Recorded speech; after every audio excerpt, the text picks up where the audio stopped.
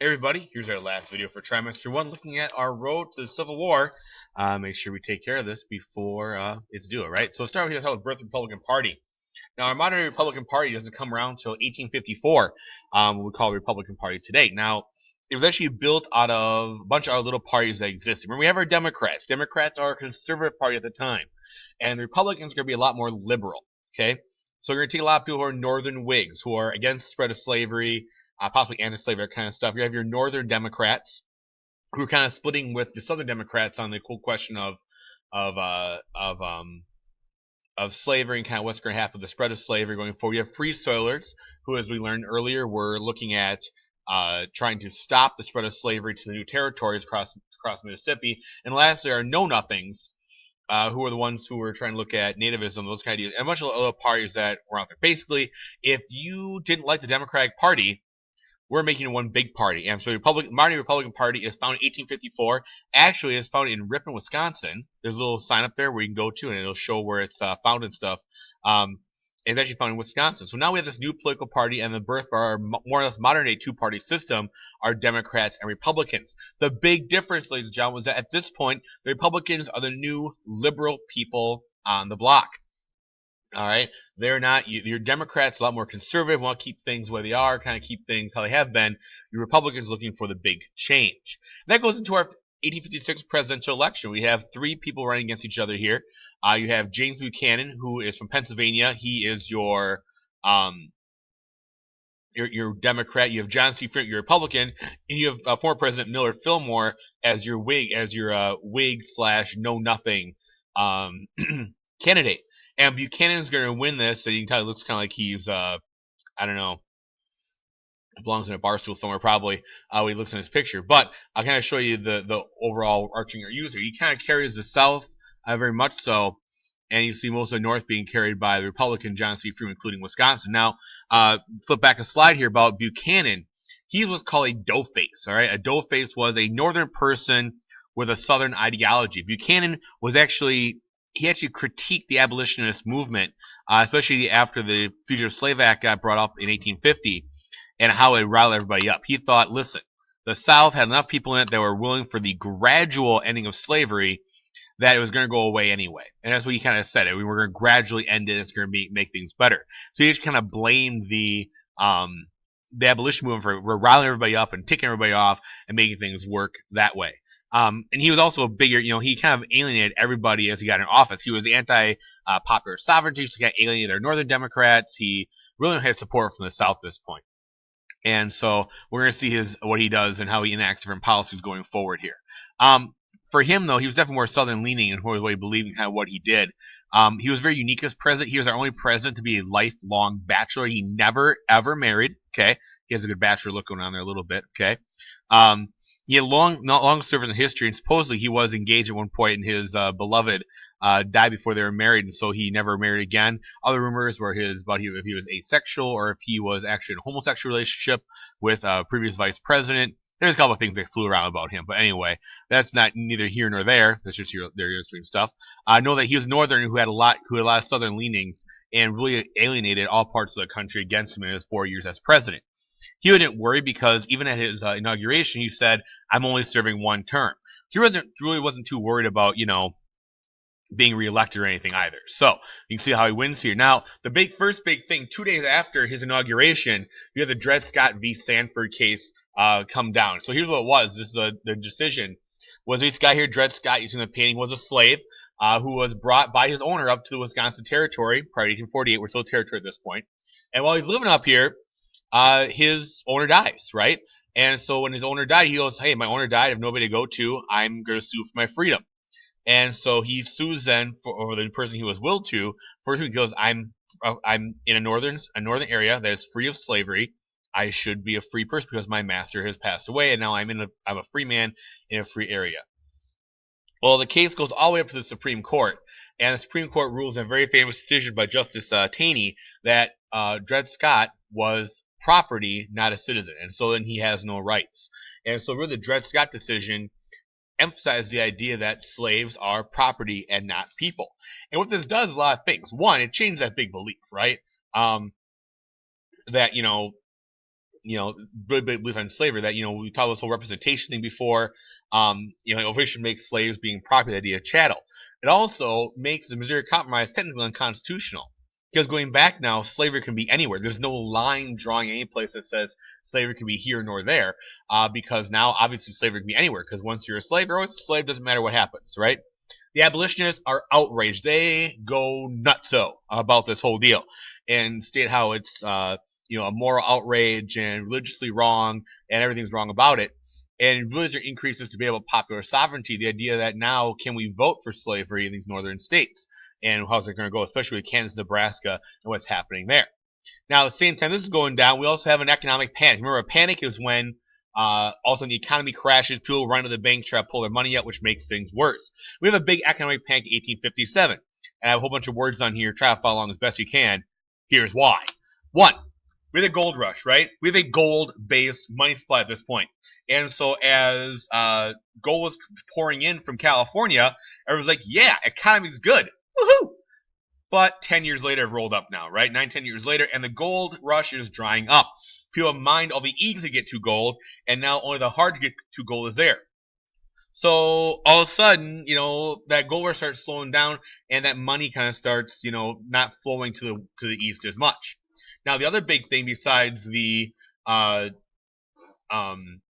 gold thing is the idea of railroads. Railroads are becoming super, super popular, and every state is building these crazy railroads. And now railroads were built as stock companies. You could buy into a railroad. There were railroads every little town. Right? There was a Madison Rockford rail line. There were little lines between two cities. You build your little railroad up and put together. The only problem is that railroads take a ton of money to start, and so right now everyone's investing in them. Stock prices are super, super high. A lot of these railroads, they nicknamed paper railroads, okay? They're railroads that were planning to expand or planning to grow or planning to build. And it creates this big bubble, okay? All of a sudden, everyone's betting and putting money in railroads, and it's getting a big old huge bubble, and eventually we know big old bubbles tend to pop. Now, same year, there's a ship called the SS Central America. It is a gold ship carrying over 10 tons of gold from California to New York. That gold is going to go to the banks, and it is going to be in the vault so that it'll back up all the money that banks are lending out.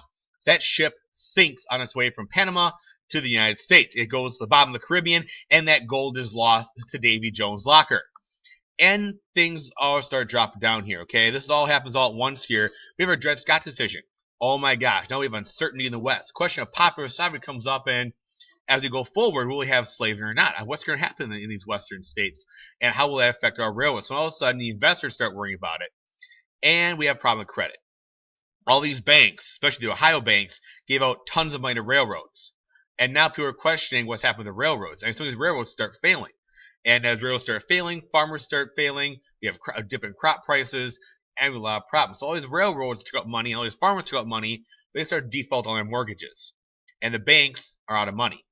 The banks have no money to hand out to their employees. And also we have a bank run that takes place in New York where the branch of the Ohio Federal Bank is. And all of a sudden this bank is expecting 10 tons of gold to come from Central America, and it's not there. So a lot of banks fail because they don't have any gold to give to their people. Bank runs, they pull all the money out, banks go bankrupt, and we have telegraphs. The news travels from place to place to place, and country starts freaking out, and all these big cities start pulling money out of the banks, and we see the economy start crashing. A lot of economies are all about confidence. Right now, people are not confident about the economy because of the Dred Scott decision and the questions of things happening in the West. Well, our result is this, is that a lot of people default on their loans, right? Farmers who are out west planning on getting crops out, can't get crops out. Railroads, that we're going to build end up failing. There's actually a Fond du Lac line. I was going to run a line from Fond du Lac to Milwaukee. I think that's what Highway 41 is today, pretty much. And that railroad failed. And so as many as railroads fail, they default on loans, banks go bankrupt, and things just aren't good. People who invest in those railroads lose all their money. It's like anything, right? It's like a bet. You are like a gamble. You put your money in this railroad and it fails, so now you don't have it anymore. We see prices drop, especially for farm prices, because people aren't buying as much stuff anymore. So farm prices start dropping, so farmers start defaulting on loans. The big issue. The big thing is that the idea of paper money. Remember, specie was a big thing, right? Specie is your gold money or you have paper money. And the use of paper money changes here. James Buchanan, president, ends it for bills less than $20. So the only way you can get paper now is more than $20. Try and curb that speculation and control how much land people take out, how much people take out loans for land, so that when these bank runs happen, it's not going to be as bad for the future. Well, a year after this whole thing goes down out in Illinois, we have something called Lincoln-Douglas debate. So this is the Senate race in Illinois, and versus Stephen Douglas, that little short 5'4" dude, right, who did the Commerce 1850, great speaker, all that kind of stuff, versus this tall, gangly dude named Abraham Lincoln. And they participated in a series of 7 debates.